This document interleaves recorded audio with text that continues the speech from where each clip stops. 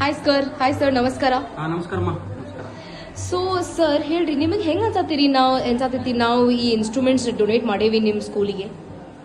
ಬಹಳ ಖುಷಿ ಅನಿಸ್ತೈತ್ರಿ ಮೇಡಮ್. ಅವರೆಲ್ಲ ಅಂಧ ಮಕ್ಕಳಿಗಾಗಿ ಅವರು ಒಂಥರ ಬಡ ಮಕ್ಕಳು ಇರ್ತಾರ, ಅವರಿಗೆ ಅನುಕೂಲ ಆಗಿ ಮತ್ತೆ ಜೂನಿಯರ್ ಸೀನಿಯರ್ ವಿದ್ವತ್ ಪೂರ್ವ ಮುಗಿಸಿದ್ರೆ ಅವ್ರು ಹೈಸ್ಕೂಲ್ ಅಪಾಯಿಂಟ್ಮೆಂಟ್ ಆಗ್ತಾರ. ಹಾರ್ಮೋನಿಯಂ ತಬಲಾದಲ್ಲಿ ಅವರು ಸ್ವಂತ ಕಾಲ್ ಮೇಲೆ ತಾವು ಅಂತಾರಲ್ಲ, ತಮ್ಮ standing on your own feet own ಇದರಿಂದ ಅವರು ಜೀವನ ಸಾಗಿಸಬಹುದು. ನೌಕರಿ ಬರ್ಲಿಲ್ಲ ಅಂದ್ರೂ ಆ ತಬಲಾ ಹಾರ್ಮೋನಿಯಂ ಜೀವನ ನಡೆಸಬಹುದು. ಕ್ಲಾಸಸ್ ತಗೋಬಹುದು ಮತ್ತೆ ಟ್ಯೂಷನ್ ಮಾಡಬಹುದು.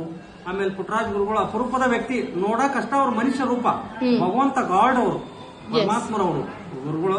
ಅಂತವ್ರು ಸಿಗಕ್ ಸಾಧ್ಯನೇ ಇಲ್ಲ.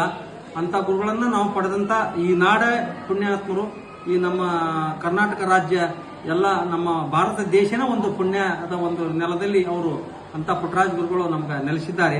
ಅದಕ್ಕಾಗಿ ನಮ್ಮಲ್ಲಿ ಕಲಿತಕ್ಕಂತ ವಿದ್ಯಾರ್ಥಿಗಳು ಸುಮಾರು ಸಾವಿರ ಮಕ್ಕಳು ಪ್ರೈಮರಿ, ಹೈಸ್ಕೂಲು, ಆಮೇಲೆ ಇದು ಕೋರ್ಟ್ನಲ್ಲಿ, ಆಮೇಲೆ ಆರೋಗ್ಯ ಇಲಾಖೆಯಲ್ಲಿ ನೌಕರಿ ಮಾಡ್ತಾರ. ಅವರು ಎಲ್ಲ ಒಂದೇ ಕಾಲ ಮುರಾರ್ಜಿ 2014ರಲ್ಲಿ ಮುರಾರ್ಜಿ ಸ್ಕೂಲ್ ಕರೆದ್ರು ಒಮ್ಮೆ ಗೌರ್ಮೆಂಟ್. ನಮ್ಮಲ್ಲಿ ಒಂದು 80 ಜನ ಏಕಕಾಲಕ್ಕೆ ಅಪಾಯಿಂಟ್ಮೆಂಟ್ ಆದ್ರು. 50-60 ಸಾವಿರ ಪಗಾರ ತಗೊಂತಾರ ಅವರು. ಹಿಂಗಾಗಿ ನಮ್ಮ ಗುರುಗಳು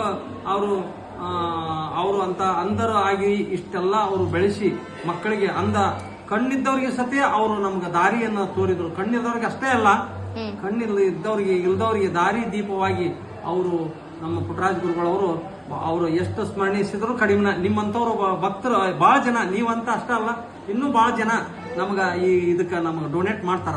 ಅವರಿಗೆ ಹಾರ್ಮೋನಿಯಂ ತಬಲಾ ಕೊಡ್ತಾರ. ಇನ್ನೂ ಹೆಚ್ಚು ನಿಮ್ಗ ಒಂದು ಬ್ಲೈಂಡ್ ಪೀಪಲ್ಗೆ ಕೊಡ್ತಕ್ಕಂಥ ಶಕ್ತಿಯ ಭಗವಂತ ನಿಮಗೂ ಕೊಡ್ಲಿ. ನೀವು ಹೆಚ್ಚಿನ ಒಂದು ರೀತಿ ಒಳಗ ನಿಮ್ಮ ಇದನ್ನ ಮಾಡ್ರಿ ಅಂತೇಳಿ ನಾನು ಬೇಡ್ತಾ ಇದ್ದೀನಿ. Thank you so much sir. Thank you.